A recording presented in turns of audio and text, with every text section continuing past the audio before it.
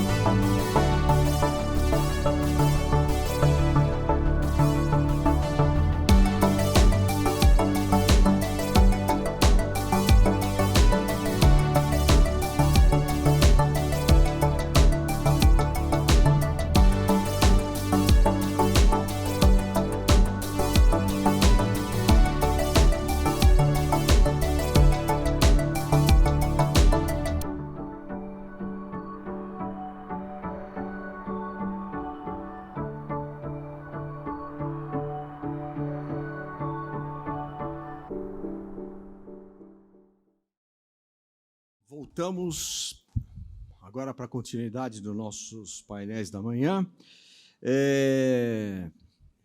Já refeitos daquele impacto do primeiro painel, agora a gente veio tomar um cafezinho e seguimos para falar dessa vez sobre ESG e responsabilidade social. Eu vou convidar aqui esse painel que tem como título Como a comunicação tem atuado na consolidação dos princípios da agenda ESG para empresas e sociedade, vai ser conduzido pelo Estevam Pereira, que é sócio fundador do Grupo Report, a quem eu convido, por favor, Estevam, que está aqui comandando esse encontro. Aliás, eu convido vocês também, Estevam, obrigado. Eu convido vocês também a acompanharem o Boletim Report de sustentabilidade que está publicado quinzenalmente no Jornal da Comunicação Corporativa da Mega Brasil, sempre com temas interessantes, e também temos um boletim, né, Estevam, na Rádio Mega Brasil Online, que vocês podem acompanhar semanalmente, sobre o tema sustentabilidade. Estevam, por favor. Alô? Me ouve? Não? Sim. Pessoal, eu convoco aqui a Daniela Kremer, da GM.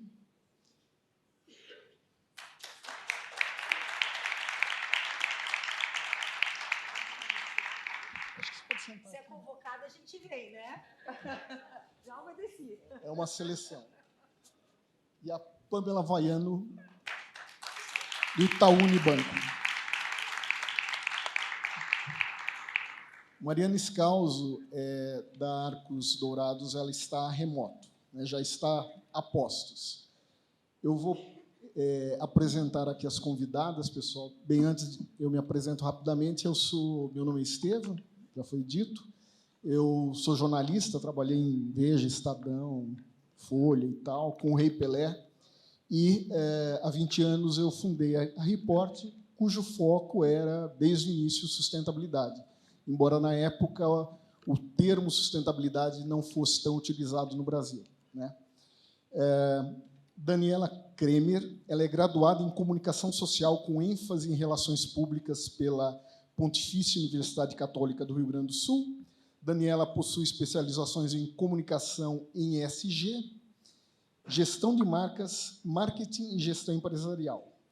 Atualmente é Head de ESG da GM América do Sul e ainda é conselheira do Comitê ESG GM América do Sul e presidente do Instituto General Motors, braço social da empresa no Brasil. Daniela também representa a General Motors, ocupando cargos como diretora Fiergues-Ciergues, diretora Assigra e conselheira SESI e Senai Gravataí. Muito bem.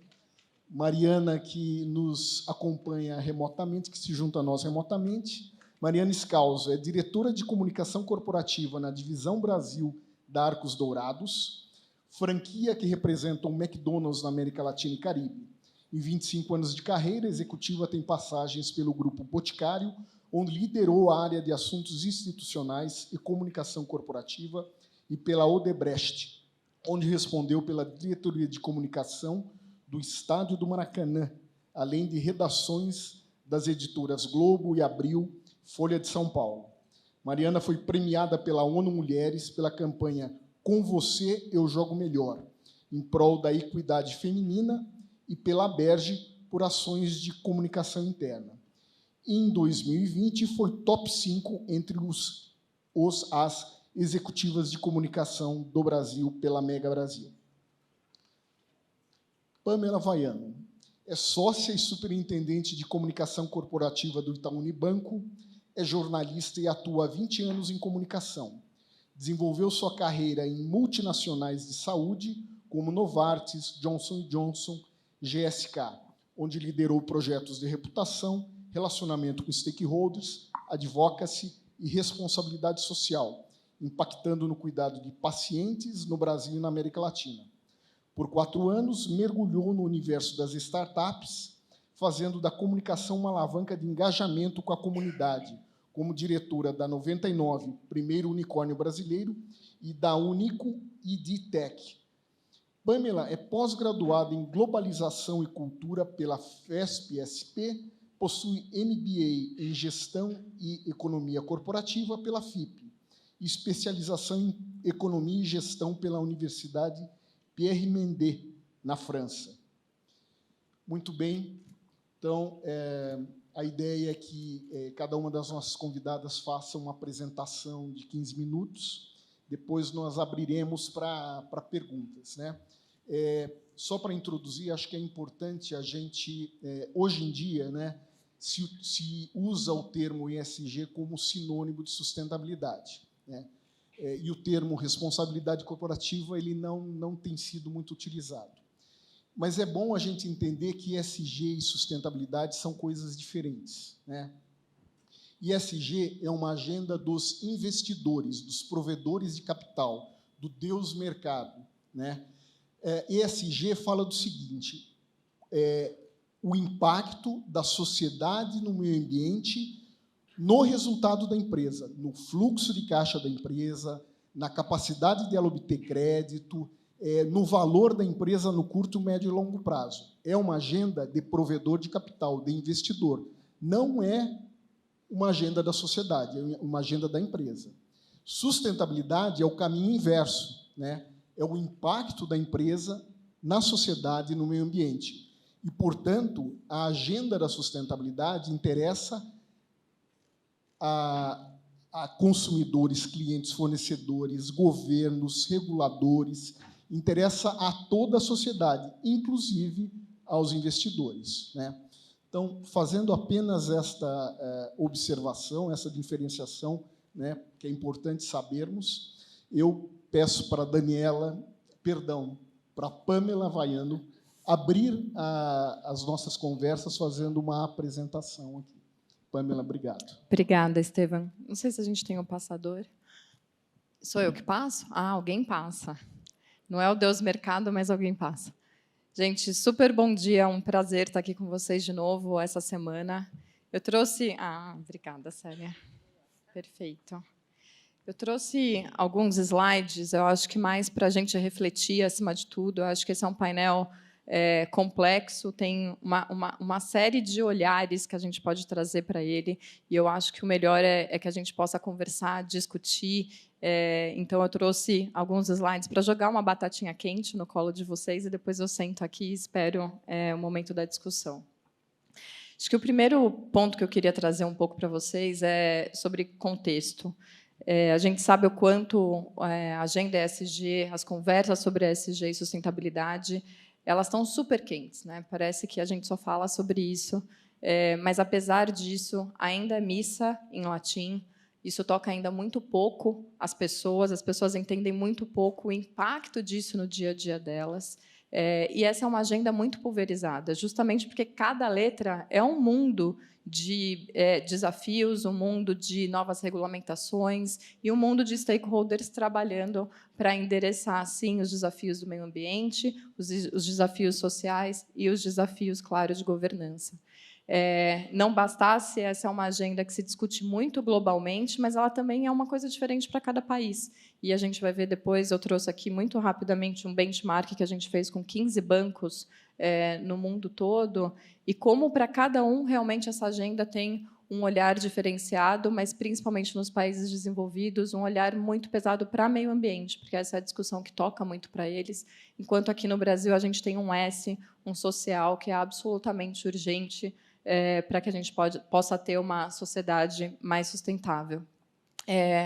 A gente tem visto o quanto os impactos, né, da agenda ESG, aí traduzidos por sustentabilidade, podem mudar o comportamento das pessoas, a forma de consumir produtos, a forma de interagir com marcas, a forma com que os reguladores também olham, né, para a atividade produtiva e para os segmentos, e como isso também atrai talentos. Acho que tem uma série de pesquisas, eu não vou aqui chover no molhado, que demonstra que as novas gerações querem trabalhar em empresas que têm clara a agenda ESG e que o trabalho deles esteja ali traduzindo também nesse dia a dia.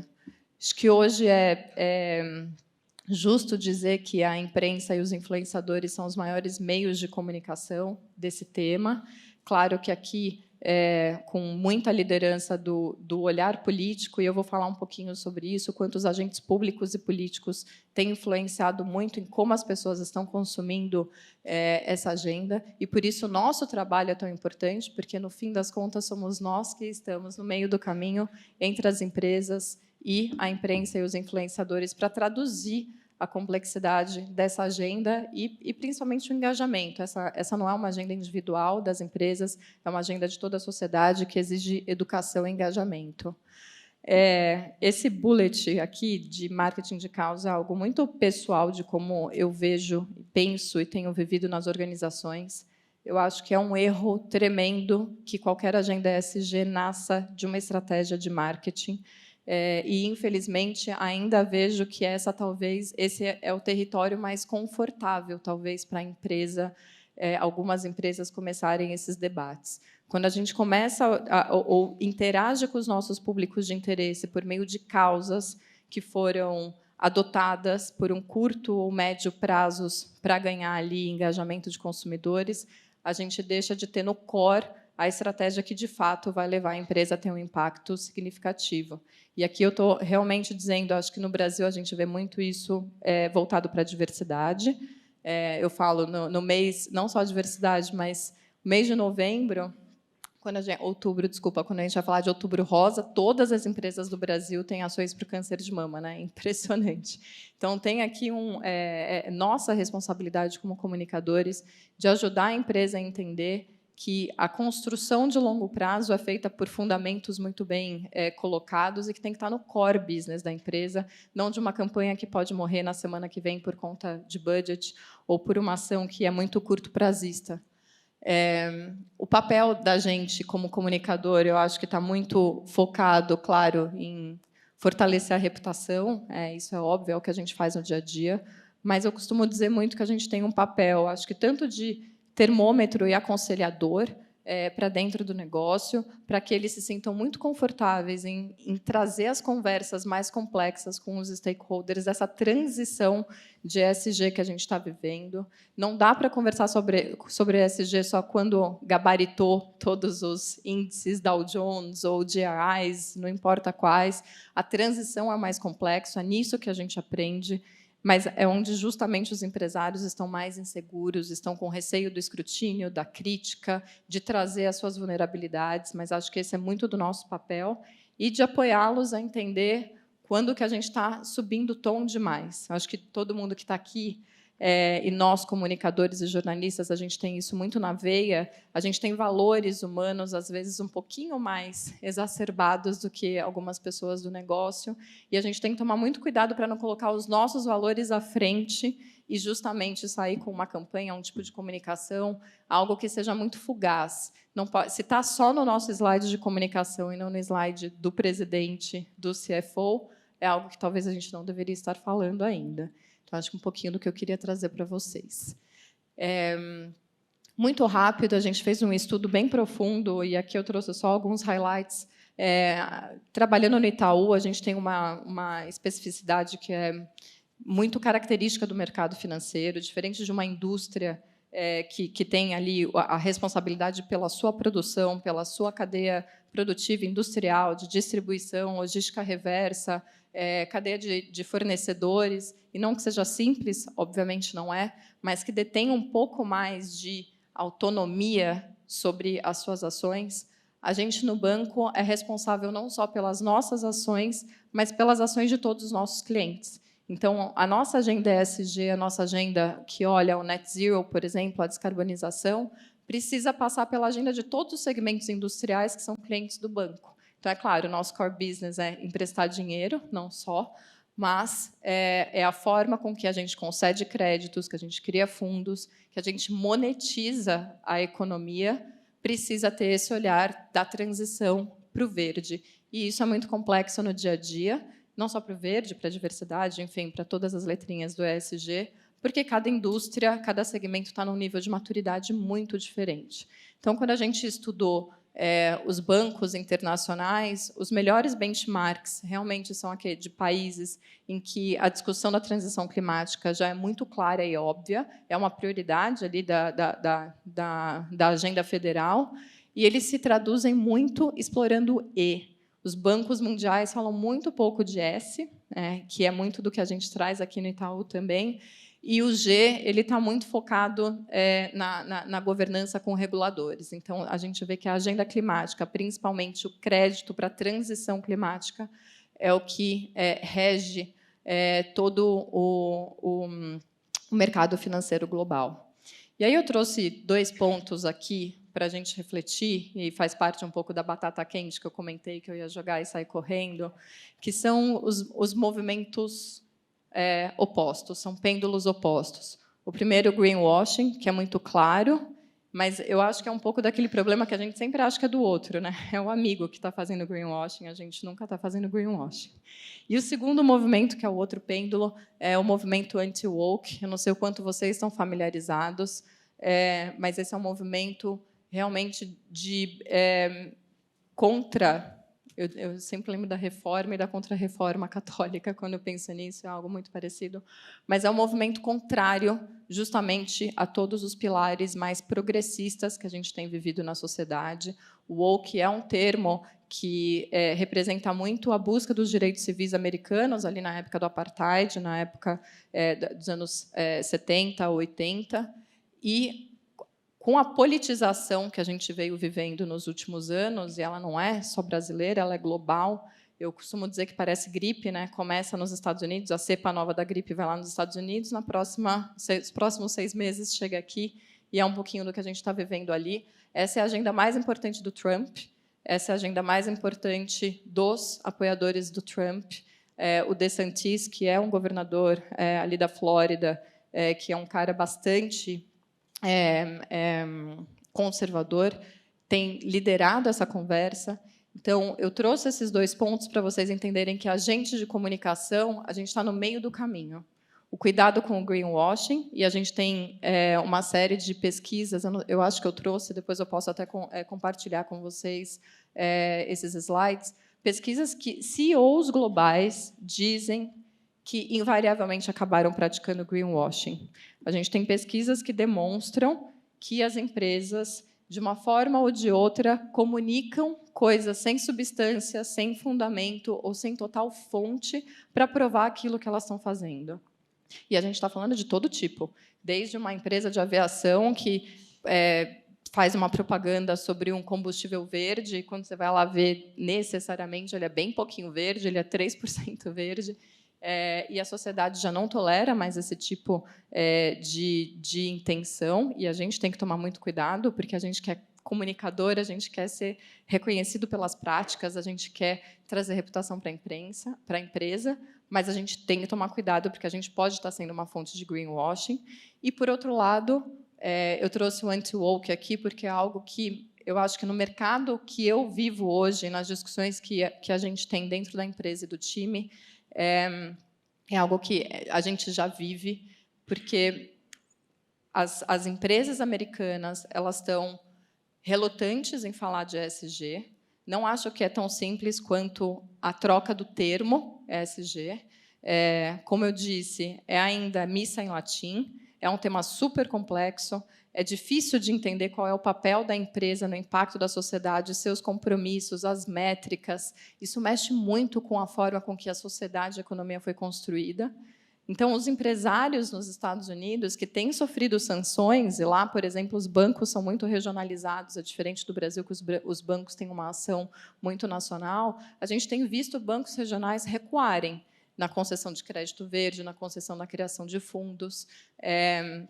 Eu sei que a gente estava até discutindo isso quando a gente olha o BlackRock, que também sofreu muito desse escrutínio lá, deixando de usar a sigla ESG, mas continuando com as suas ações, é algo que a gente acredita muito que é certamente a forma de se fazer. Mas eu, particularmente, acredito que, quando a sociedade para de falar, a gente deixa de engajar os stakeholders e a gente deixa de se organizar de forma articulada. Porque o movimento anti-woke ele é articulado e ele vai chegar no Brasil. Assim como a gente passou as últimas eleições também falando sobre as questões de diversidade LGBTQIA+, é muito rápido a gente pular para a discussão sobre o quanto os progressistas que só pensam no verde estão derrubando os empregos, estão derrubando as indústrias que não conseguem se adaptar. Isso vai chegar e a gente, como comunicador, vai viver um pêndulo que é mais difícil. Talvez os nossos líderes com receio de se expor, ou talvez de uma nova eleição com novos poderes que também trazem para a gente uma complexidade aqui na forma de fazer comunicação. Eu vou passar rapidamente, porque eu tenho 1 minuto e 50. Aqui. Não, vamos deixar para a conversa. Eu queria só... Aqui é um slide que não fala nada, mas eu vou falar para vocês. A gente fez uma pesquisa com a Consumoteca, justamente para entender o nível de afinidade dos nossos clientes. A gente tem 70 milhões de clientes no país, então acho que a gente tem uma boa representatividade do que realmente pensa a sociedade e como eles entendem as ações, as iniciativas de ESG, de sustentabilidade. Ela é uma pesquisa muito profunda e muito complexa, e a gente conseguiu fechar um funil de 3 públicos. Os experts, que basicamente cabem nessa mesa. São muito poucos no país, que são, aí sim, as pessoas que estão estudando, que trabalham dentro dos organismos, das instituições, dos reguladores, que ajudam na transição das empresas, mas também são os opinion leaders que podem liderar um escrutínio. A gente tem, no meio do caminho, os simpatizantes, E os simpatizantes, a gente chamou, eles têm a mínima consciência que uma empresa deveria ter mais responsabilidade em trazer ações claras que mudem o impacto do meio ambiente, das relações sociais, do S, da governança, mas ele também entende que ele tem ali uma responsabilidade enquanto cidadão. Porém, ele não tem conhecimento sobre ESG e ele está muito pouco conectado com o mundo de ações que estão acontecendo, e justamente porque é uma agenda muito pulverizada. Cada um lidera aquilo que é o seu pilar, cada empresa lidera aquilo que é o seu pilar. E aí a gente tem os confusos. E, gente, os confusos são 60% da população. E essas pessoas ainda entendem que têm o mesmo poder que as empresas, que é simétrico, estão conectados ali com a educação de reciclagem ainda. Então, elas reconhecem se tem um papel reciclado dentro do banco, o banco já está fazendo a sua parte. Então, olha o tamanho, né, da jornada que a gente tem para discutir, por exemplo, um fundo verde, ou um crédito verde, ou a nossa responsabilidade em ter diversidade na liderança no mercado financeiro, né? O mercado invisível, o mundo invisível aí, que detém tanto do poder. Então, as pessoas estão muito pouco equipadas para essa discussão, mas, no fim, são elas que vão dar o joinha ou não sobre as nossas ações, são as que vão escrutinar a gente nas redes sociais. Então, acho que esse é algo que eu quis trazer, porque para a gente que é comunicador, traz uma complexidade. Semana passada, eu estava comentando, eu vi uma entrevista do presidente da Malve, que é um produtor, né, um industrial do ramo têxtil aqui do Brasil. E, como comunicadora, quando eu li a entrevista, eu lembro que eu dei check em tudo. Mensagem clara, conseguiu explicar o negócio, trouxe as suas questões sobre a entrada dos chineses, falou dos seus compromissos ESG, uma entrevista exímia. E ali os comentários eram todos sobre não dá para pagar R$100 na camiseta, vou comprar a da Shein, que é R$12. E eu acho que esse, talvez, eu não vou nem passar os outros slides, para mim, talvez a maior complexidade da nossa profissão hoje ao falar de ESG. No passado, décadas atrás, ESG, sustentabilidade, responsabilidade social, cidadania corporativa, né? Cada ano a gente muda um pouquinho o olhar ou a sigla. A sociedade estava ávida a entender que ela ia comprar de você e você ia fazer o bem para o outro. Então, vamos supor, a gente mantém...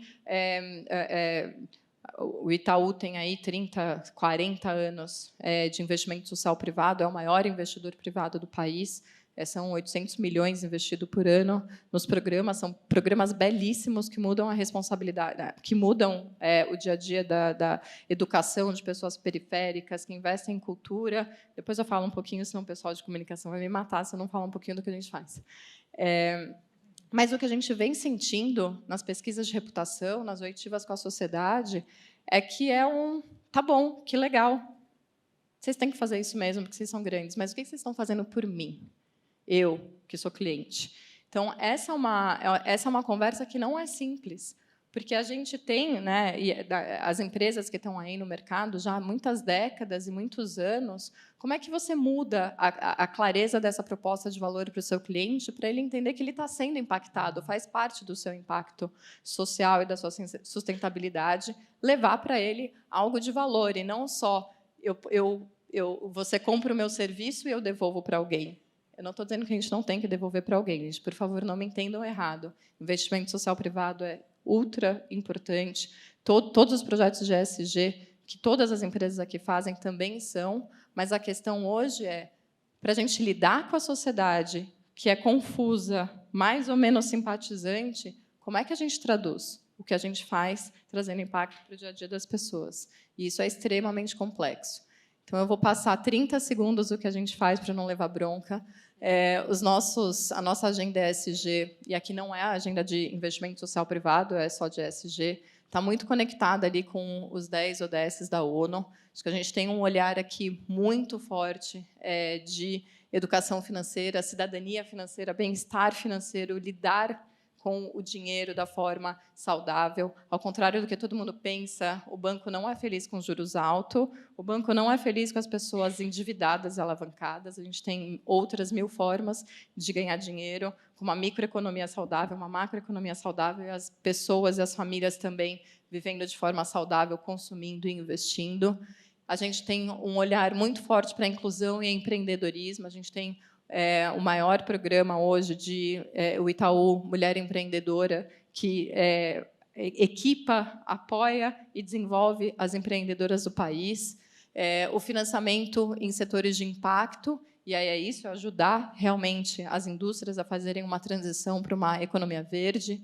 Investimento responsável, então, também os nossos produtos e serviços traduzirem esse tipo de investimento.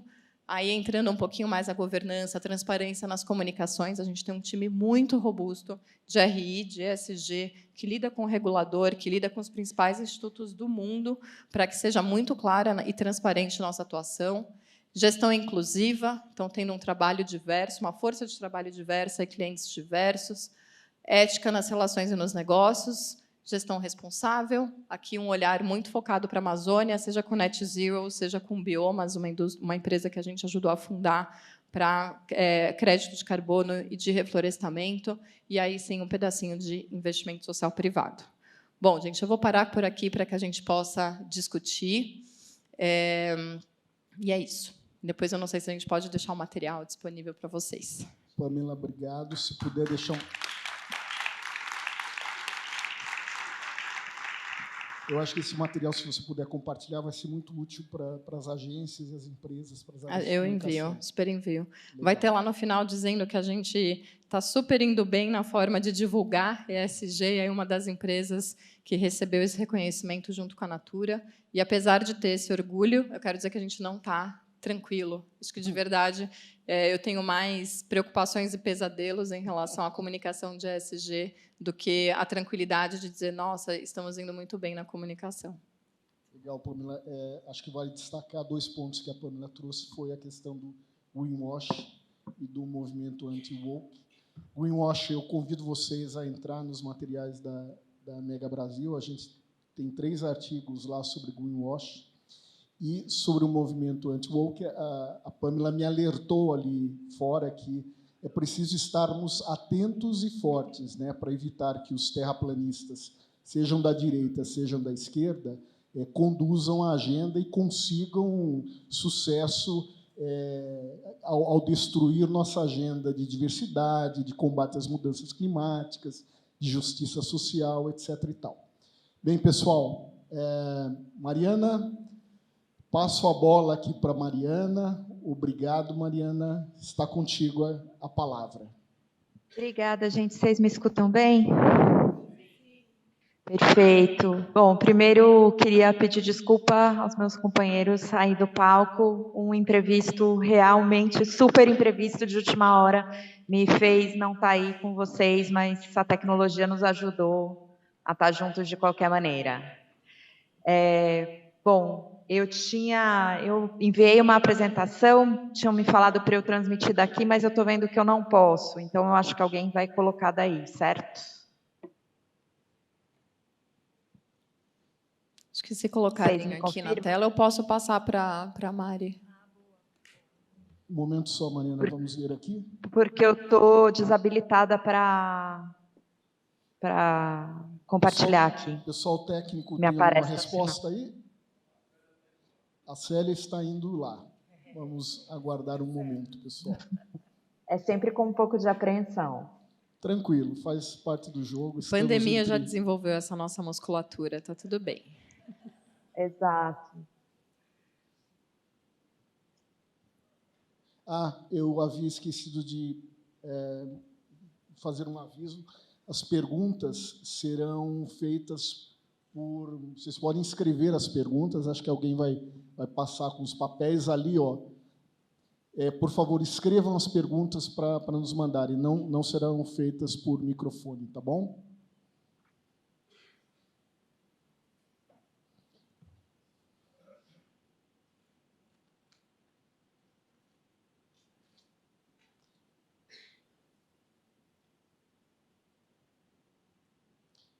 Bem, pessoal, vamos aguardar uns minutinhos aí.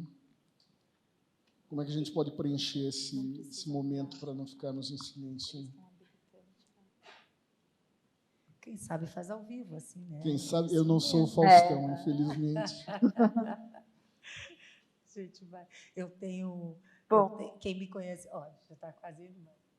Chegamos? Eu tenho uma dificuldade com momentos de silêncio. Aqui na plateia tem vários amigos, assim, né? Com aqueles momentos cri, cri, cri, cri. Eu tenho dificuldade. Aí eu dou uma de apresentadora de auditório. Viu?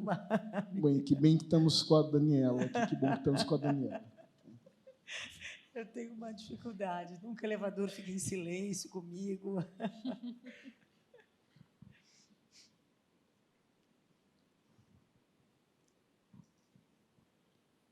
Pessoal, aqui vamos... Quem daqui é de empresa? Alguém? Empresa, muito bem. Quem daqui é de agência? Muito bem, agência. Quem é estudante? Opa, tem alguns estudantes aqui. Muito bem, então é um público diverso aqui, de aprendizado para todo mundo, né? Conseguimos aqui botar a apresentação, formato apresentação, muito bem. Mariana, a bola está contigo, a apresentação está na tela. Obrigada. Obrigada ao pessoal da técnica. E vamos agora, todos juntos, com fé que vai dar tudo certo aqui até o final. Seguindo um pouco o que a Pamela trouxe antes, eu acho que a gente olha para muitas coisas, e eu venho de uma indústria muito difícil, né? Tenho que é a dura missão de tentar desmistificar essa ideia de que fast food não tem qualidade, não é responsável. Só que a gente precisa dar esse passo atrás, e as empresas, sim, são responsáveis, né? Tem o seu olhar, e o seu olhar de futuro, e inclusive da manutenção do nosso negócio, e como esse negócio vai estar daqui a anos, e como a gente trabalha, e como a gente conta essa história, e como a gente traz o consumidor, né? Eu sou uma marca de varejo absurdamente capilarizada, e eu preciso conversar com esse consumidor, com as conversas que ele vem tendo, com a forma como ele vem evoluindo durante os anos, e como a gente pode estar sempre presente e tentar trazer um pouco essa parceria e contar essa história, mas para além do contar essa história, fazer essa história e trazer a transparência para o que a gente vem fazendo continuamente, né? Como vocês sabem, trabalho aqui numa marca que é extremamente conhecida, uma marca que acho que a gente não precisa eu não preciso muito apresentar o que é a marca McDonald's, acho que faz parte da vida de todo mundo tem uma memória que não tangencia em questões ESG, mas todo mundo tem ali uma memória específica, principalmente uma memória de carinho com o McDonald's. Então, eu queria também agora apresentar um pouco para vocês quem é a Arcos Dourados, que é a operação atrás dessa grande marca McDonald's, e é aqui onde nascem esses compromissos, os grandes compromissos de operação e de futuro, não só aqui no Brasil, mas em toda a América Latina. Arcos Dourados hoje é uma empresa que atua em 20 países aqui da América Latina e Caribe. A gente tem mais de 2.300 restaurantes por todo o continente. No Brasil são mais de 1.100. A gente tem quase 100 mil funcionários por aqui. Então, para a gente olhar para frente e pensar como a gente mantém essa estrutura e como as coisas podem caminhar de forma cada vez mais forte, ao lado do nosso consumidor, esses compromissos são firmados e a gente, durante muito tempo, passou firmando, formalizando, estruturando esse caminho para a gente poder contar e começar a trocar um diálogo atento que a gente tem com o consumidor. Então, aqui na Arcos, a gente fala, né, o crescimento do nosso negócio tem que ser acompanhado pelo crescimento do impacto positivo, né? Como propósito de companhia, a gente tem a missão todos os dias de alimentar pessoas e construir sonhos. Então, a gente precisa olhar para o futuro e pensar como a gente faz, e sem cair e resvalar nos clássicos Washington, ou começar a desmistificar também histórias antigas e passadas. Então, como é que a gente traz eu queria contar para vocês um pouco do como a gente vem tentando contar essa história para os nossos mais de 2 milhões de clientes que passam pela gente diariamente e que estão com a gente entendendo o que é essa experiência de McDonald's. Todo mundo sabe de cor os ingredientes de um Big Mac. Ou já experimentou a crocância especial da nossa batatinha. Mas será que você conhece o que tem por trás de cada um desses sabores? Deixa eu te apresentar um time que dá gosto de ver. A gente tem orgulho de colocar a diversidade como um item essencial dessa receita.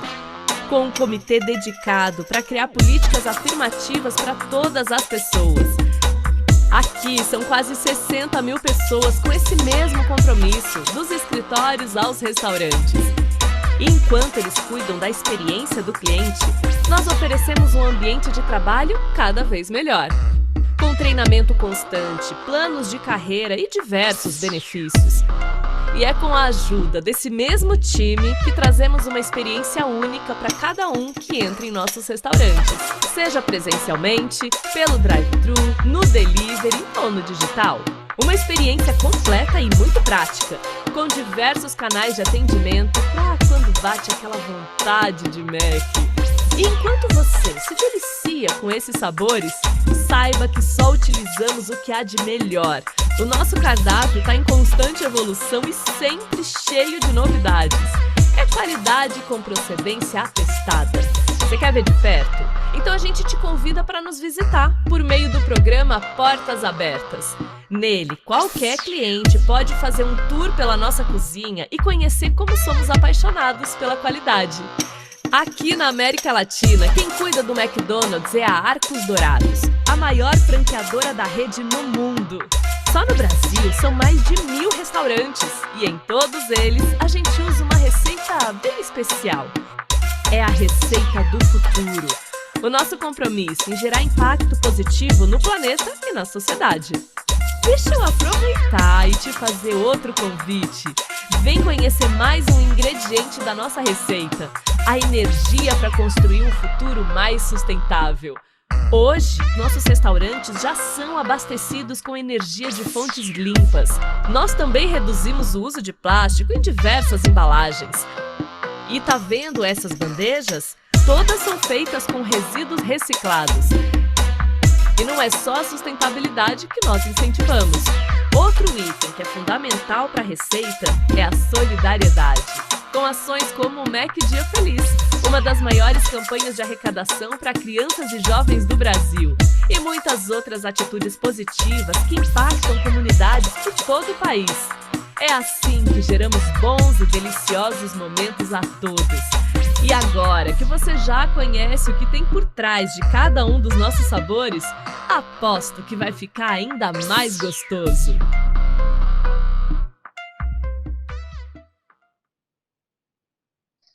Bom, e aí eu volto aqui um pouco para trazer o que é essa missão de comunicação dentro dessa história.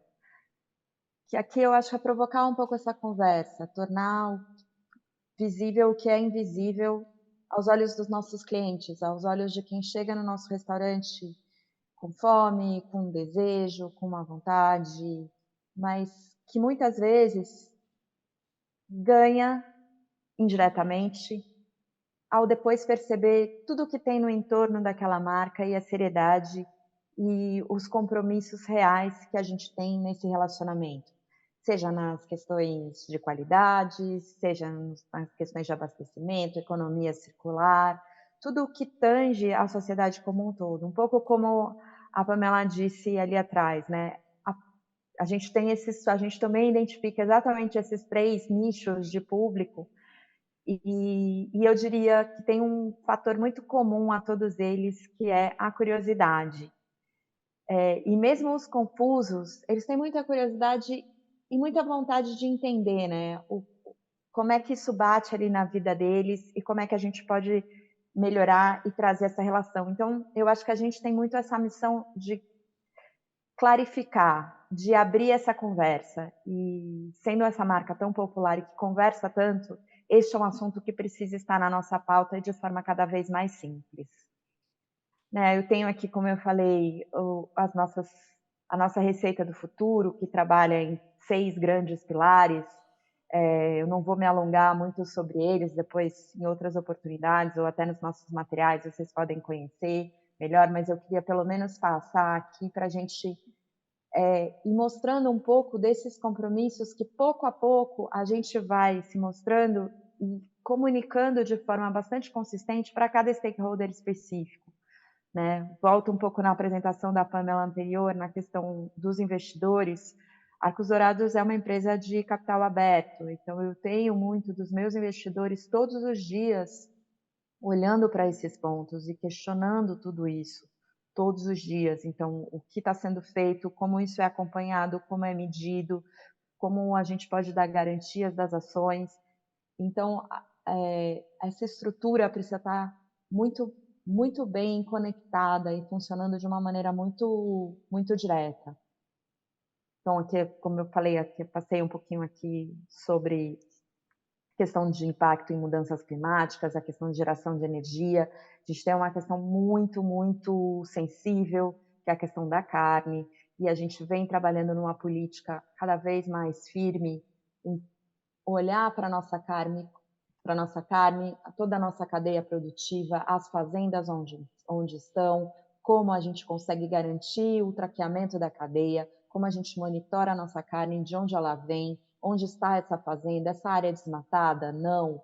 Se é desmatada, descredencia aquela área naquele momento, como o nosso fornecedor trabalha essa frente, e a gente tem grandes compromissos que a gente vem contando essa história e valorizando isso a cada passo que a gente dá, porque cada vez mais o consumidor olha para mim e fala: e aí, o que vocês estão fazendo? Como vai ser esse futuro? Como a gente se mantém no futuro? Então, é um diálogo que precisa estar muito bem estruturado e muito bem sustentado. Assim como a questão de economia circular, e aqui volto num ponto da conversa com o consumidor e como a gente pode ir trocando e conectando o que a gente faz com o que o consumidor faz e como pequenas ações transformam o dia a dia. Vou trazer um videozinho bem rapidinho só para trazer um exemplo aqui para vocês. Hoje bateu aquela fome de Mac. Então, eu tô aqui, afinal, eu também amo uma Maczice. Que será que eu vou querer, hein? Pronto. Olha, eu não sei vocês, mas eu amo esse momento. Ok, tudo certo, barriga cheia, só que agora vem uma parte essencial também, o descarte correto das embalagens. Muita gente tem dúvida, eu também. Então, vamos aprender junto como separar do jeito certo os resíduos e as embalagens. Em todo o McDonald's você vai encontrar essas lixeiras. E aí, é só jogar o lixo no lugar certo. Começando com a bebida. Sabe aquele restinho que fica? Não é para deixar, não. Toda lixeira tem esse coletor de líquido. Aí depois é só jogar o copo no reciclável. Isso vale também para caixinha de lanche, para embalagem, tudo que tiver sequinho. Agora, se a embalagem tiver com comida, por exemplo, as batatinhas que ficaram, aí você joga as batatinhas no não reciclável e depois a embalagem no reciclável. E essa embalagem aí que tá toda suja? Eu também tinha essa dúvida. E aí eu aprendi que o jeito certo é jogar no não reciclável. Isso também vale para os sachês de ketchup e para essas caixinhas de molho. Agora, se você nem abriu o ketchup ou a mostarda, pode deixar num cantinho que eles vêm recolher depois. E aí, no fim, aquela chacoalhadinha clássica para cair o papel que protege a bandeja, a notinha e tudo mais. Dicas para você usar não só no Mac, mas também na sua casa. Não esquece, hein? Separar do jeito certo as embalagens, o que é reciclável ou não, e procurar pelo ponto de coleta seletiva mais próximo de você. E se você quiser saber mais, é só entrar no site da Receita do Futuro do McDonald's. Bora todo mundo junto nessa?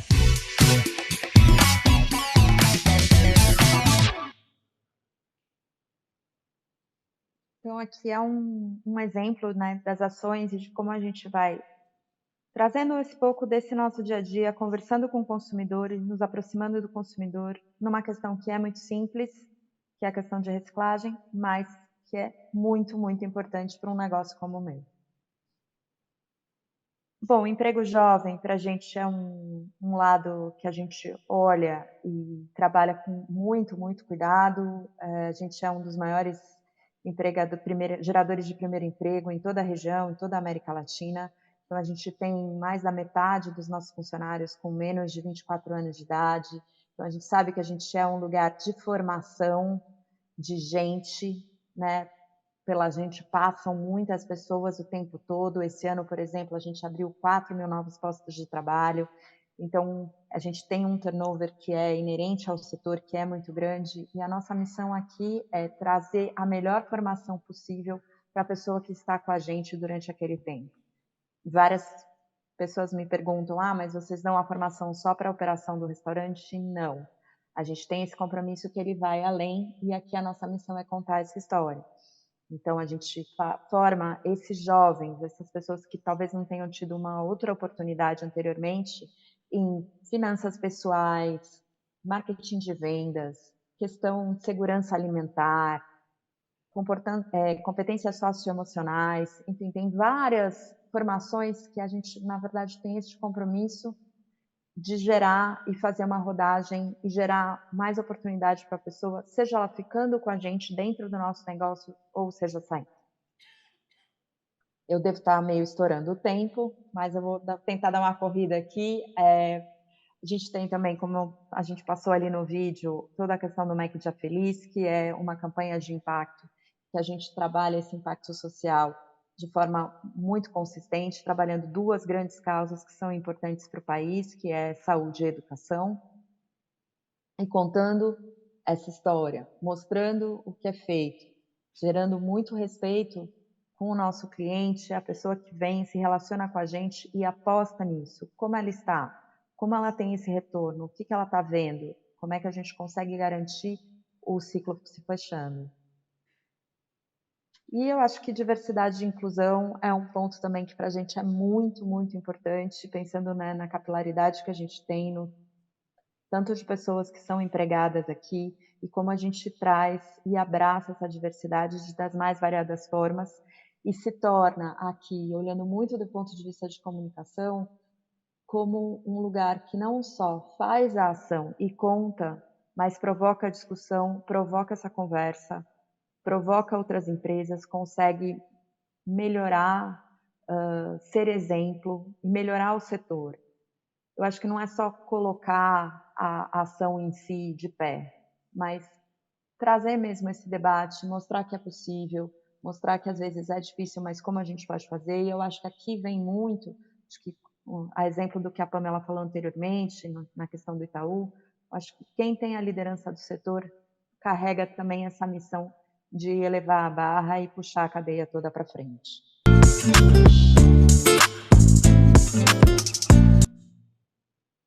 Enfim, e eu acho que esse trabalho, ele vai mostrando e ele vai trazendo o resultado, né? A gente comemora muito dois resultados aqui de Merco desse ano que foram muito, muito importantes, porque são quase inéditos dentro de uma cadeia de fast food. Então, como a gente consegue ir conversando com a sociedade, mostrando essas ações, trilhando um caminho muito, muito consistente e gerando essa percepção, gerando mais segurança, mais conforto, e mais empatia e mais conversa com esse nosso cliente. E aqui eu queria também deixar um convite para vocês, muitos devem ter visto, essa semana, na quarta-feira, a gente inaugurou a nossa loja, que a gente está chamando de a nossa loja mais sustentável do país. E ali a gente conseguiu tangibilizar e trazer para a conversa muitas das ações que a gente vem fazendo. Isso já acontece em muitas lojas. Ali só está colocado de uma maneira mais clara, mais fácil, mais simpática, mais didática, e é um grande polo onde a gente pode conversar sobre isso. Então, fica aqui meu convite. Obrigada, e depois estou aqui à disposição para as perguntas.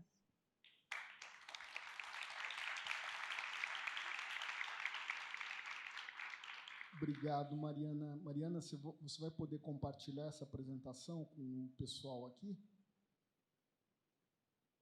Legal, bacana. Posso sim.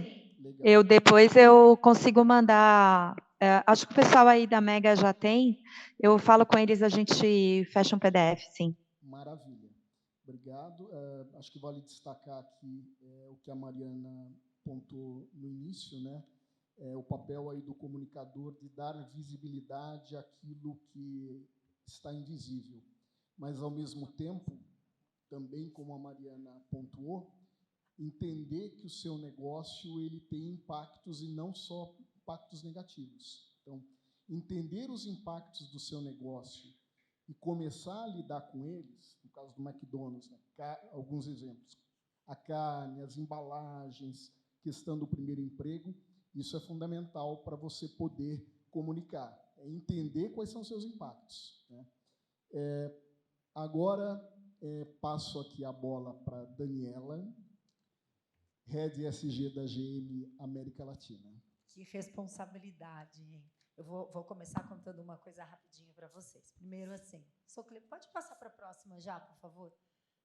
Primeiro que sou cliente Itaú, e sempre distante como comunicação, a gente sempre almeja, puxa, a comunicação do Itaú, né? A gente sempre toma como uma referência, então dá um frio na barriga.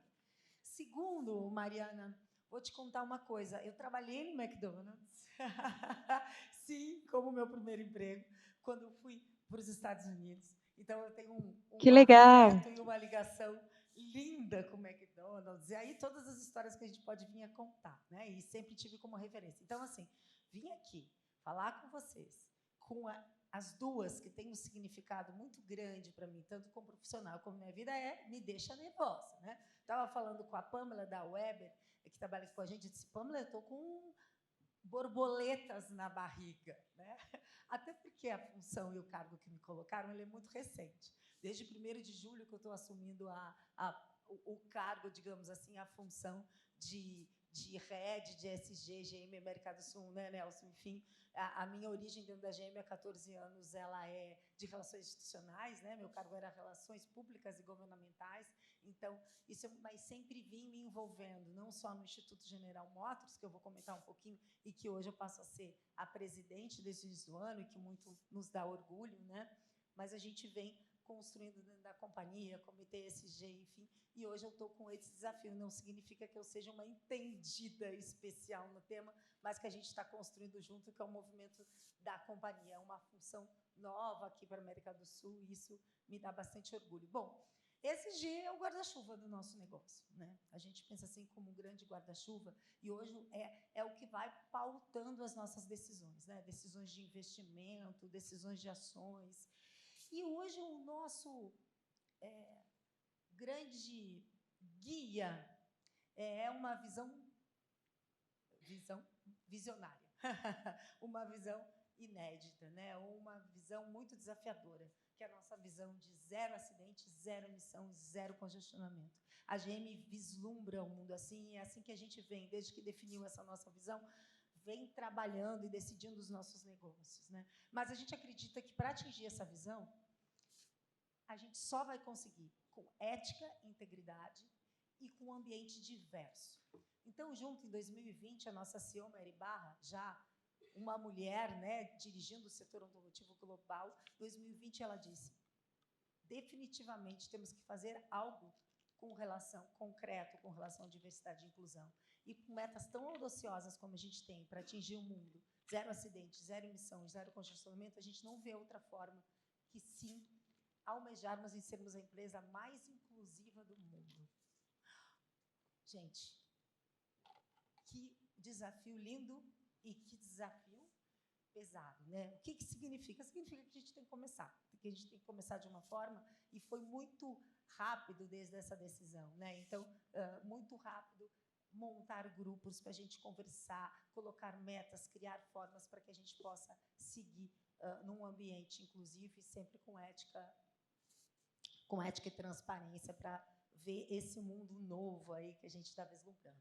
Bom, e aí eu trouxe aqui um pouco mais didático, viu? Eu até fiquei assim, um pouco vergonha da minha apresentação com as meninas, porque no início estava na dúvida, boto a apresentação ou não, mas eu trouxe um pouquinho mais didático para vocês, por favor. Sou eu que mudo. Sou eu que mudo. Para vocês entenderem bem, quando a gente fala de E, né, o que a AGM vê e vislumbra? Assim, a gente está falando das gestões de emissão de carbono, sim, né? olha a nossa visão. A gente está falando dos riscos climáticos e uma série de metas robustas, desde redução de água, depois a gente vai falar de gestão de resíduos, mas desde redução de água, eficiência hídrica e energética está aí, controle de biodiversidade, a gente tem uma série de projetos, não só as nossas áreas de preservação ambiental, elas têm selos Wildlife Gold, Wildlife Habitat, enfim, são referências assim no setor limitado, como também a gente apoia uma série de projetos lindos, enfim, em alguns biomas brasileiros, né, Nelson? Estou olhando para o Nelson, nosso colega, então, e pai aí do projeto lindo que a gente apoia no Pantanal e na Amazônia também, enfim, na Mata Atlântica a gente tem. E gestão de resíduos, né? Gestão de resíduos já é algo que a gente vem trabalhando há muito tempo. Somos, na América do Sul, né, zero aterro já, em todas as operações, já há 5 anos, mas há bastante tempo a gente vem.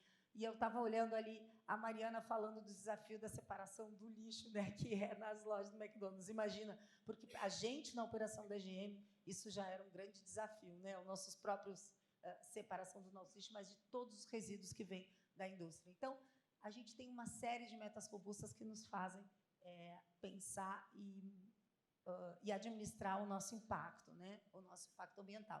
Quando a gente está falando em S, e aí sim, e eu costumo... sou eu que mudo. 2 mãos ocupadas, vocês estão vendo, daqui a pouco eu bato com o microfone na minha cabeça, como uma boa origem italiana, assim, né? Então, gente, quando a gente está falando de S, a GM está falando de direitos humanos, e aí a gente está falando também de direitos humanos com relação ao fornecedor, né? Essa preocupação grande que a gente vem vendo, tantos casos, tantas. Então, a gente tem uma preocupação grande com a nossa relação com os fornecedores, mas a nossa rede, né, a nossa cadeia. Estamos falando de diversidade, equidade e inclusão, como eu falei para vocês, uma meta ousada e que vem de uma série de medidas, desde grupos de diversidade, a gente atua em 5 frentes, grupos que vêm do global e vai indo até em cada operação. Hoje eu tenho bastante orgulho, assim, sou a coordenadora do Comitê LGBTQIA+, das operações de Gravataí, né? Então, todas as operações elas têm, todos os grupos de afinidade, que a gente chama, eles têm líderes que são gerentes ou encargos para poder elevar as demandas que vêm, tem alguém do RH, e aí pessoas, participantes e aliados à causa. Então, de fato, a gente vem ampliando cada vez mais o número de mulheres na nossa liderança. Eu vou contar uma historinha pessoal minha que é bacana. Eu estou há 14 anos da GM. Quando eu entrei e fui contratada no Rio Grande do Sul, eu não tinha a mínima ideia de que eu estava sendo a primeira líder da fábrica mulher, em todos os níveis. Eu não tinha essa ideia, porque a gente vem de comunicação, né? E a gente estava acostumada a ter mais mulheres. E o Nelson me olhando aqui, e o Nelson sabe bem, meu parceiro desde o início, aí, me apoiando na época, não tinha noção da responsabilidade que era isso. Hoje, então, todo ano, quando a gente fazia atividade de Dia da Mulher, né, que todas as empresas fazem, e a gente fala a nossa experiência para os colegas da fábrica, que vem ampliando cada vez mais, sempre assim, tá, vamos chamar a Daniela, e gente de fora, né, porque ela é a única. Esse ano, eu sentei, eu e mais 4 colegas de Gravataí, porque quando a GM colocou essas metas, hoje, para vocês terem ideia, as operações lá do Rio Grande do Sul, elas têm 4 cargos diretivos, os 4 cargos diretivos, 3 são mulheres. A gente tem 12 cargos gerenciais, 12 cargos gerenciais, 8 são mulheres. Isso foi muito rápido. Então, o acolhimento de ver, eu sentar e ver, nossa, não é gente de fora, é gente aqui, dá um quentinho do coração. Eu trago isso para dizer também que, quando eu falei que o SG é a nossa guarda-chuva, por quê? Porque, de fato, né, o nosso dia a dia, a nossa comunicação, ela tem que ser pautada em coisas críveis, em ações, de fato, que a empresa vem fazendo. A gente não vai conseguir comunicar que somos a empresa mais diversa do mundo se a gente não tiver ações concretas para isso, né? E isso é muito importante. Então, estou falando de satisfação do cliente, relação com fornecedores, relação e desenvolvimento da comunidade, e aí eu falo com um carinho enorme, a gente tem o Instituto General Motors, que trabalha, o Instituto ele tem como causa a transformação social através da inovação, tecnologia e educação. A gente tem projetos bárbaros na área de STEAM, né? O STEM, ciência, engenharia, tecnologia, engenharia, matemática, desenvolvendo jovens de diversos níveis, esse interesse, esse gosto pela ciência e vir a trabalhar com a gente, e uma série de projetos que eu posso contar numa outra palestra aí, porque eu adoro falar.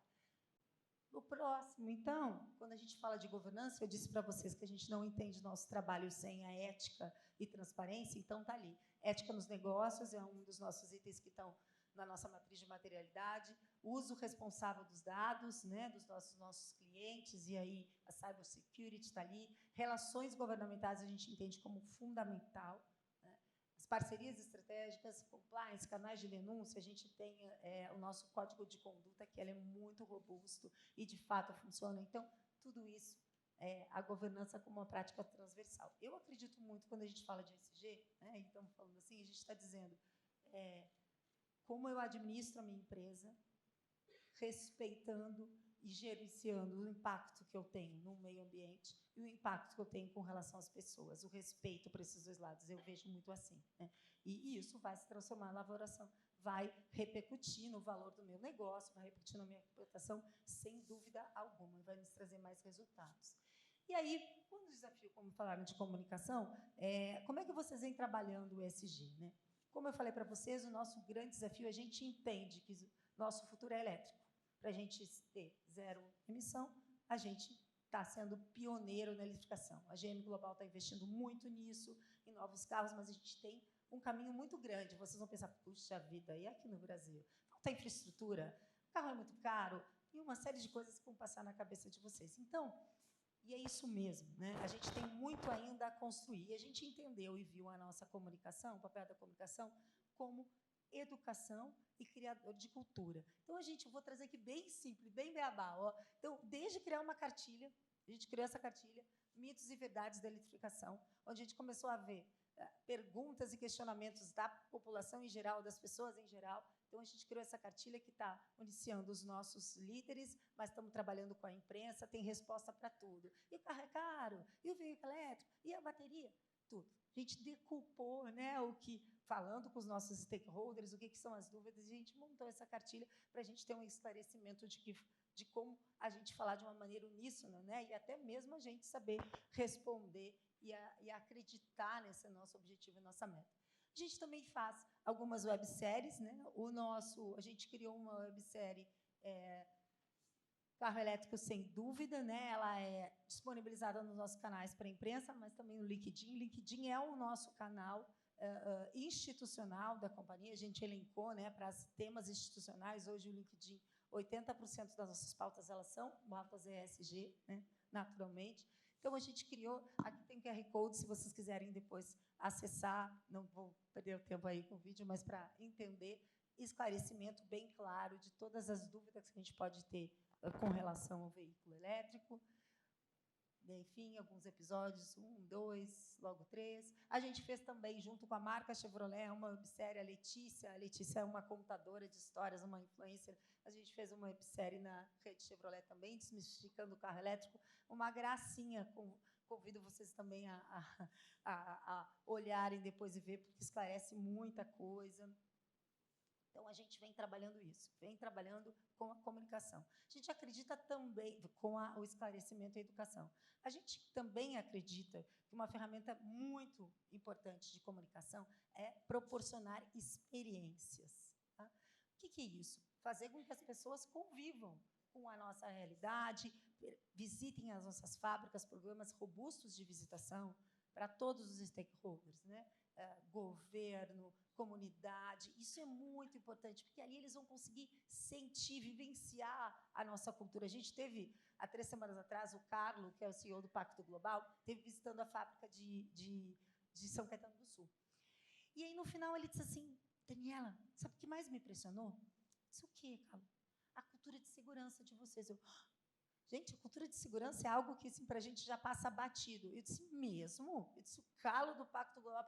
Sim, todas as pessoas que falaram comigo, a segurança ela está, né, ela tá assim, intrínseca, eles se preocuparam de fato comigo. Então, promover as experiências. Então, a gente promove as experiências de visitação da fábrica, a gente promove experiências de trazer os nossos projetos sociais junto com os nossos stakeholders, levar influenciadores, né, para conhecer os nossos projetos. Como eu falei, a gente tem um projeto lindo no Pantanal, a gente tem um projeto lindo todo socioambiental na Amazônia, de empoderamento das mulheres locais.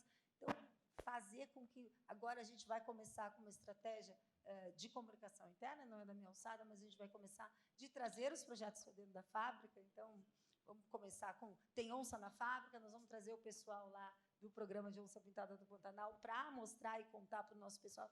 A gente tem as experiências. Ao a gente ter as experiências, a gente... Olha, estou falando muito pertinho. Então, eu ouvi um ruído. Então, essa é uma grande ferramenta. Dá um exemplo claro, assim, muito simples. Sexta-feira, eu como presidente do Instituto GM.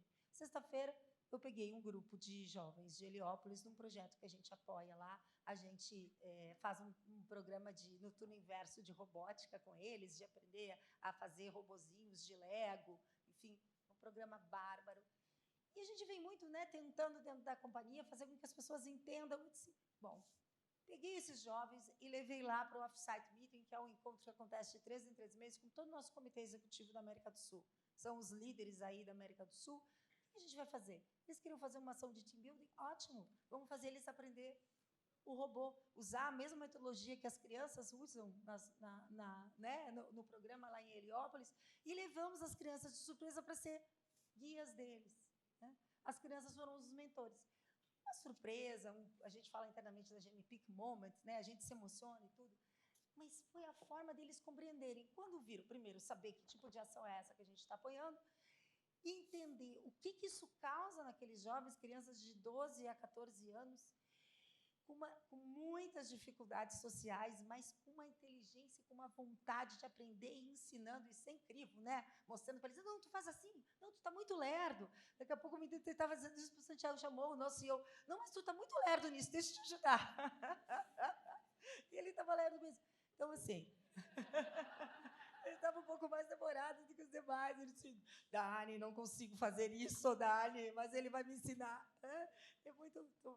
Então, gente, assim, acho que o meu próximo slide é um pouquinho mais da série que eu comentei, falando que o nosso grande canal institucional é o LinkedIn, né? E ali vocês podem acompanhar, a gente trabalha conteúdo para mostrar o que a gente vem fazendo. A gente vem, como inúmeras empresas de vocês e agências, trabalhando bem firme o nosso comitê executivo CEO para serem, né, usarem essa rede de uma forma mais apropriada, compartilhar conteúdo, enfim, serem os nossos, de fato, porta-vozes e compartilhar um pouco o que a gente vem fazendo. E a gente entende que essa é uma maneira, através de educação, conscientização para a nossa meta e promovendo experiências, fazer com que as pessoas, de fato, vivenciem o que a gente vem fazendo e entendam que isso possa dar resultado.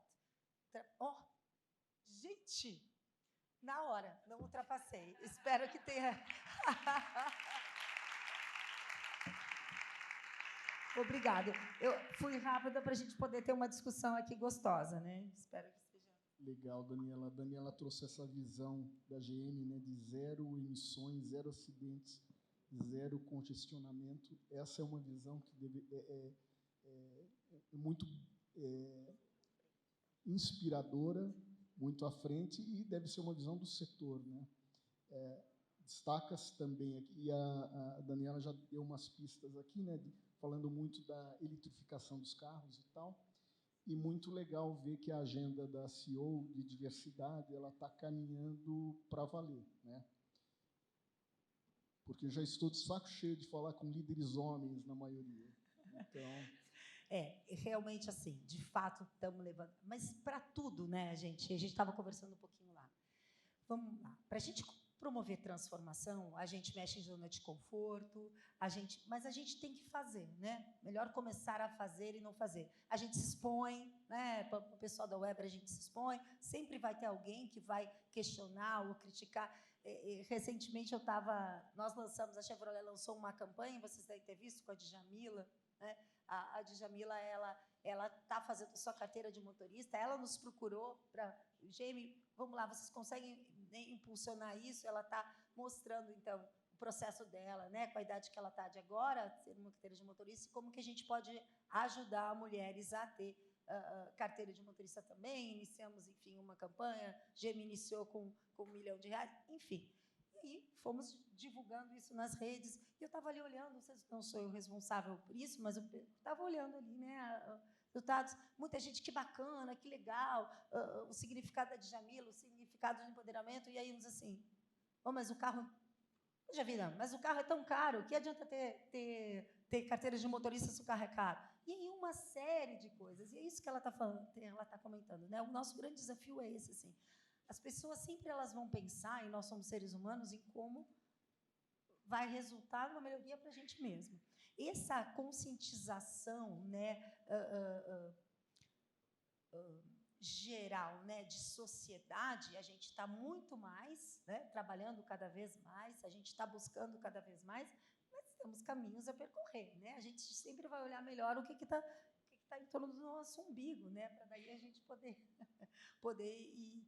E eu entendo que o papel das empresas é esse, né? É, de fato, ampliar tudo isso, começando do interno para o externo. Pegando esse gancho, Pamela, você citou da insegurança dos executivos diante desta agenda ESG, dessa complexidade que ela traz, né? Sabe que os executivos, a maioria deles, foram formados em escolas de negócio que não tratavam de questões como ESG, sustentabilidade e tal. Quais são as estratégias para o comunicador falar com esses executivos que estão inseguros diante da complexidade que você mesmo trouxe? Acho que só ajustando um pouquinho o ângulo, o que eu tenho sentido é mais uma insegurança da exposição do que da agenda em si. Eu acho que, justamente porque eles são criados em escolas de negócio e o ESG, que nasceu do mundo dos investidores, conseguiu traduzir isso muito bem em dados, né? E essa lente do impacto positivo para os negócios, para a solidez, a sustentabilidade dos negócios, do mercado consumidor, acho que tudo isso está posto e está claro. O que eu sinto mais no meu dia a dia e como comunicadora não é, pelo menos não nas empresas que eu trabalhei, a clareza de que a agenda é urgente e necessária, mas qual é o grau de exposição, seja com stakeholders, seja com a sociedade em geral, seja qual é o apetite do marketing, qual é o apetite em PR. Então, isso tudo hoje, eu acho que a gente vive, pelo menos dentro do banco e do mercado financeiro, acho que discussões muito profundas sobre isso. Como eu te comentei, acho que a gente tem um modelo, um ecossistema de ESG que é muito complexo e pulverizado, que vai desde o Net Zero, que é a descarbonização, e a fase 3 do Net Zero é descarbonizar toda a carteira. Então, se a GM não descarboniza, se o McDonald's não descarboniza, dando exemplo, se forem meus clientes, eu não descarbonizo, então eu não entrego os meus resultados. Então, tem desde dessa agenda, que é extremamente complexa, até todas as agendas ali de reflorestamento, de manter a Amazônia em pé e regenerativa. Então, acho que tem hoje, talvez, um escrutínio que vem até do público mais informado e especializado, que é, talvez, a pouca tolerância com a transição. E o que eu tenho trabalhado muito quando a gente faz os nossos painéis de comunicação, a gente faz os nossos painéis de debate, a gente fez no SXSW um painel que era especialmente sobre ESG, com as pessoas do Pacto Global e tudo mais, como é que os painéis são mais vulneráveis? Porque todas as empresas estão passando por desafios muito difíceis para entregar as metas. Essas metas não são cartesianas, elas nunca foram feitas, gente. A gente está em 2023, a gente poluiu o mundo até 2020 e todo mundo resolveu despoluir agora. É brincadeira, mas está todo mundo aprendendo, está todo mundo com, talvez, com dificuldade de lidar com todos esses indicadores, de mover os stakeholders, porque você não faz isso sozinho. Você precisa não só dos agentes públicos, de políticas públicas, de governos, muitas vezes, de outras empresas, parceiros. E o que eu sinto um pouco como a gente fala pouco do desafio da transição, porque parece que você não está apoiando, ou não está disposto, ou não está pronto, as empresas tendem a se fechar. E aí eu acho que o pêndulo vai para o marketing de causa, o pêndulo vai para ações que parecem um pouco mais de greenwashing, porque é onde é seguro, é onde eu consigo trazer o meu conceito, a minha peça e sair correndo e não ter a discussão. Então, acho que um pouco do que a gente tem discutido internamente no banco é como que a gente, como banco da transição, um banco que precisa ajudar os segmentos, as indústrias, os clientes a transicionarem, como que a gente também ajuda no diálogo dessa transição, dessa travessia, porque é nesse aprendizado mais coletivo e menos individual que a gente realmente vai conseguir entregar todas essas metas. E eu acho que a complexidade está aí, porque você precisa se expor de que não vai ser sempre tudo lindo. Os programas não estão todos postos e rodando perfeitamente. E não estão para ninguém. Há uma complexidade, porque, às vezes, você precisa até do engajamento da sociedade. A Mari pode ter uma meta ali incrível de reciclagem e economia circular. Se ela não conseguiu engajar as pessoas nisso, não vai acontecer. Então, acho que, para mim, a insegurança é mais qual é o momento da exposição, como a gente se demonstra vulnerável e como os executivos, porque são cobrados por investidores, e as salas fechadas dos investidores, gente, não é papo, é o nosso papo aqui gostoso que a gente está tendo. Né? São conversas duras. Os reguladores também trazem conversas duras. Então, qual é a forma que a gente, como comunicação, junto ali com os líderes, encontra o equilíbrio, mas também a possibilidade de se abrir para essas conversas mais vulneráveis e de transição para que a gente aprenda e, às vezes, até ajuste, né? Ajuste metas, porventura. Então, acho que esse, para mim, é o principal. Não é simples. A gente está... E o meu time aqui de comunicação não me deixa mentir, a gente está sempre tentando demonstrar que... A gente fala um pouco que o Itaú é muito CDF, sabe? Ele só fala quando vai gabaritar em tudo. A gente tem beleza em não gabaritar, a gente precisa conversar quando não gabarita também. No dia a dia, acho que a gente abriu algumas portas interessantes, mas eu acho que essa discussão da complexidade do ESG, que não é só, olha como meus programas são bonitos, ainda tem um longo caminho. Mariana, você falou que tem os investidores que procuram Arcos Dourados, eles têm demandado informações ESG, de sustentabilidade e tal. Como a comunicação com os demais stakeholders serve de evidência de respostas para as demandas dos investidores? Não sei se eu me fiz compreender bem. Se o McDonald's faz outras comunicações para os diversos stakeholders e, de certa maneira, responde às demandas que os investidores chegam diante do McDonald's.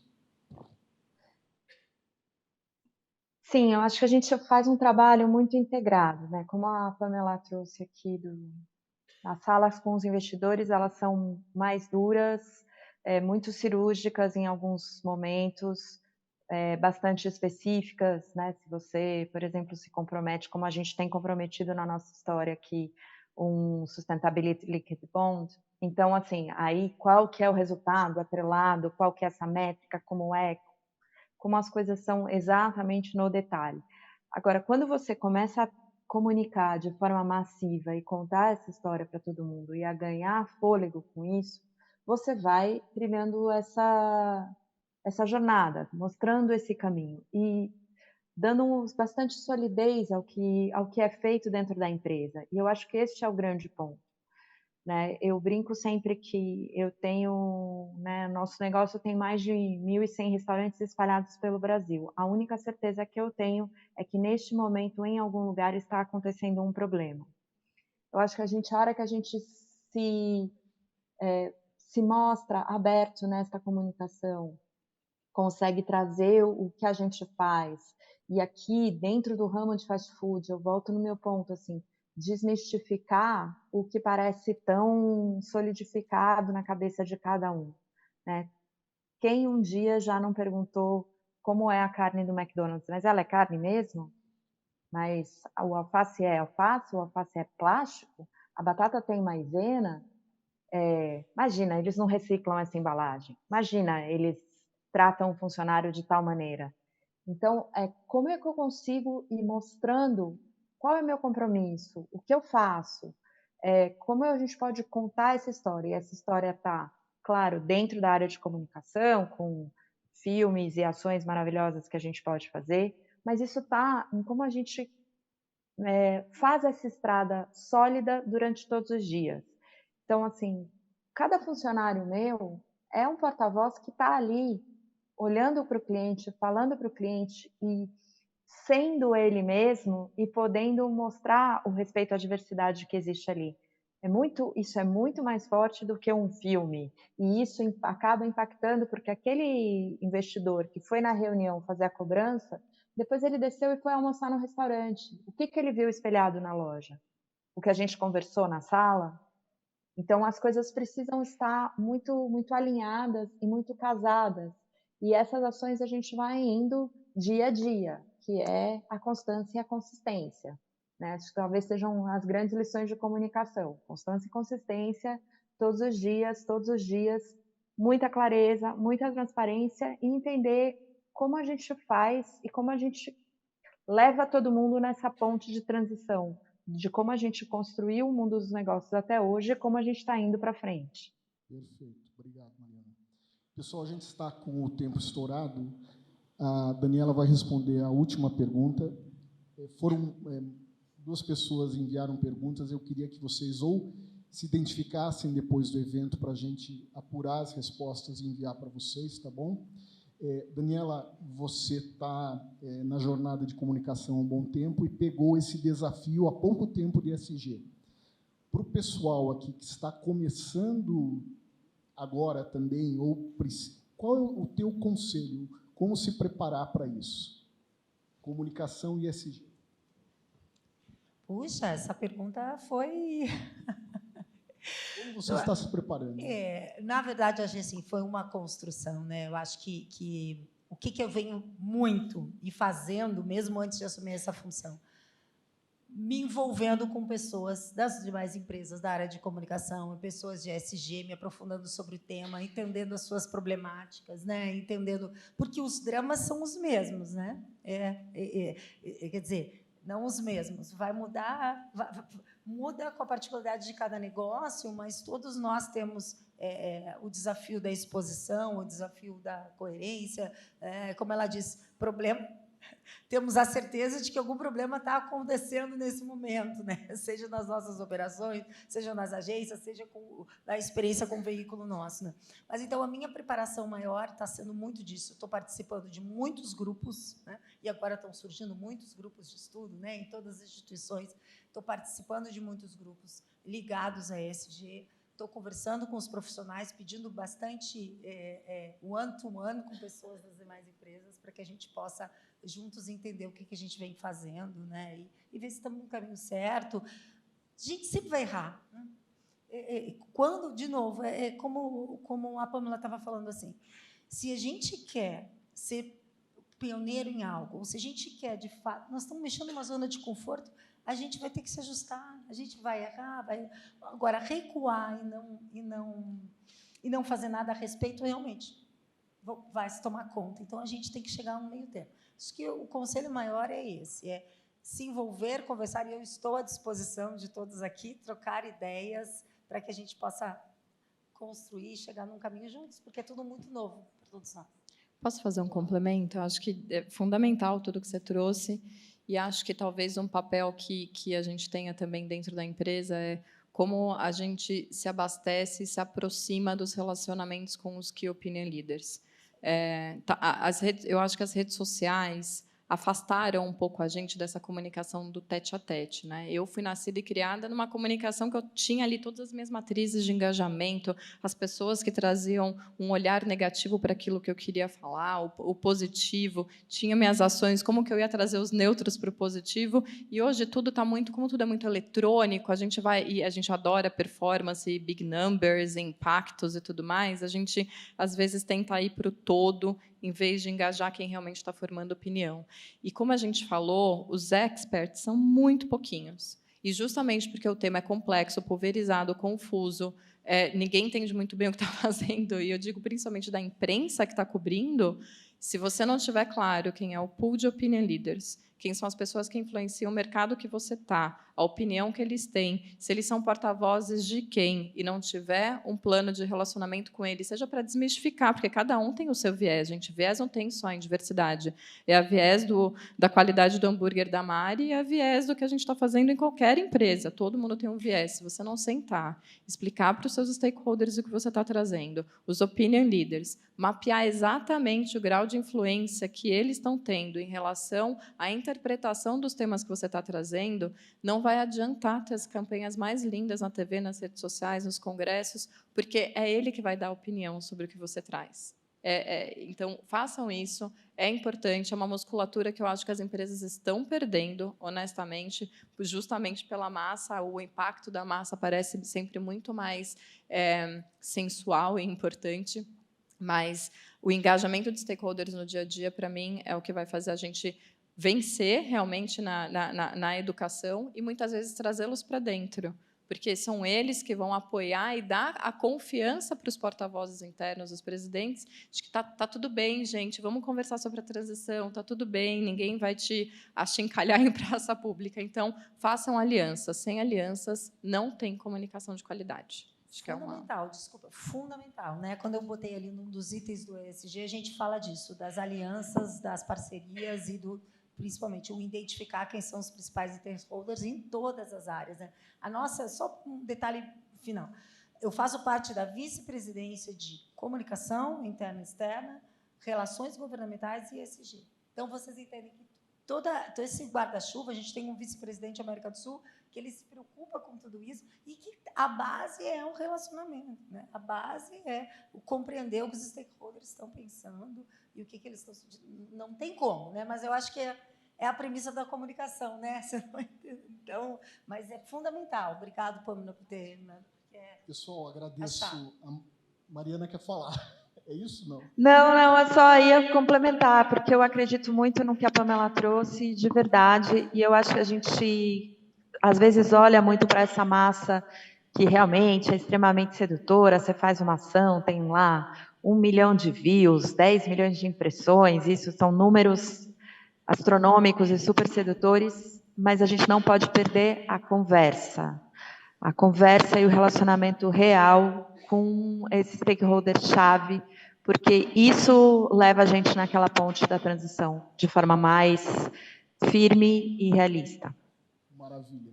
Pessoal, acho que foi um sucesso aqui a mesa, porque todo mundo, apesar do horário, permanece sentado. Agradeço a Mariana, Daniela, Pâmela, e passo a bola agora para o Edu. Obrigada, gente.